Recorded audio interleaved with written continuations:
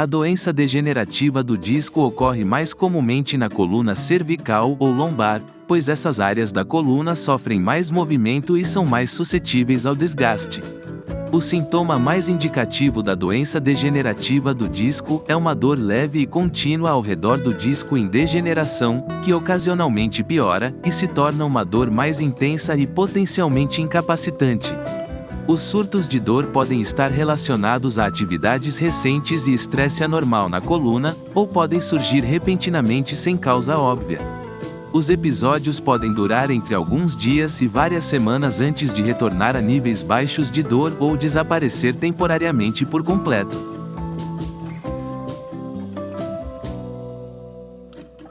Existem sintomas comuns de doença degenerativa do disco. Aumento da dor com atividades que envolvam dobrar ou torcer a coluna, bem como levantar algo pesado. Uma sensação de desgaste, causada pela instabilidade da coluna, na qual o pescoço ou as costas parecem incapazes de fornecer suporte básico e podem travar e dificultar os movimentos. Tensão muscular ou espasmos musculares, que são efeitos comuns da instabilidade espinhal.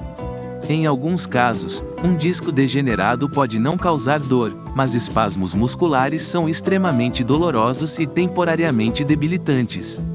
Possível dor irradiante que parece aguda, penetrante ou quente.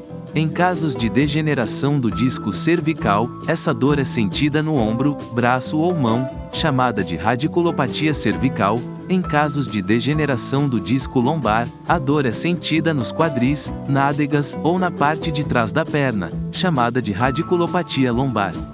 Aumento da dor ao manter certas posições, como ficar sentado ou em pé por longos períodos, exacerbando a dor lombar, ou olhar para o celular ou livro por muito tempo, piorando a dor no pescoço. Dor reduzida ao mudar de posição frequentemente, em vez de permanecer sentado ou em pé por períodos prolongados.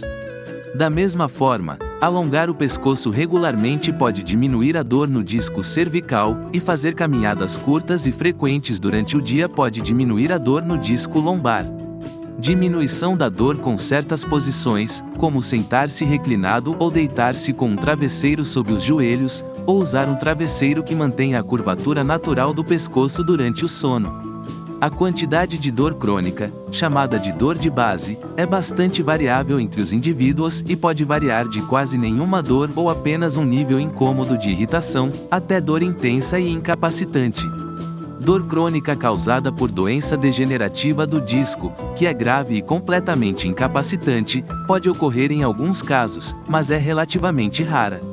O seguinte processo é normalmente usado para diagnosticar doença degenerativa do disco: histórico médico, exame físico e um exame de imagem. Um histórico médico é coletado detalhando os sintomas atuais e passados de dor no pescoço ou nas costas, incluindo quando a dor começou, com que frequência a dor ocorre, onde a dor é sentida e a gravidade da dor e seu impacto na mobilidade. Um histórico médico também pode incluir informações sobre hábitos de sono e dieta, exercícios e nível de atividade, e como os sintomas são aliviados ou piorados pela atividade ou postura.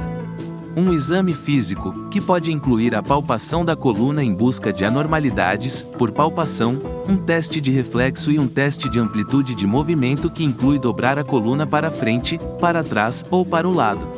Um teste de imagem pode ser solicitado em alguns casos para encontrar ou confirmar degeneração de disco na coluna vertebral. Uma ressonância magnética é geralmente usada para suspeita de degeneração de disco, que pode mostrar desidratação de disco, rasgos ou fissuras no disco, ou uma hérnia de disco. Um disco desidratado pode ser chamado de disco escuro ou disco preto, porque parece mais escuro em uma ressonância magnética. É importante notar que a quantidade de dor não se correlaciona com a quantidade de degeneração do disco. Discos severamente degenerados podem não produzir muita dor, e discos com pouca degeneração podem produzir dor severa. Um punhado de estudos encontrou degeneração de disco prevalente em pessoas que não sentem nenhuma dor no disco. Por esse motivo, o diagnóstico de doença degenerativa do disco deve sempre se basear em uma combinação de histórico médico, exame físico e quaisquer exames de imagem solicitados. É útil para os pacientes saberem que a quantidade de dor não se correlaciona com a quantidade de dano na coluna. Discos severamente degenerados podem não produzir muita dor, e discos com pouca degeneração podem produzir dor severa.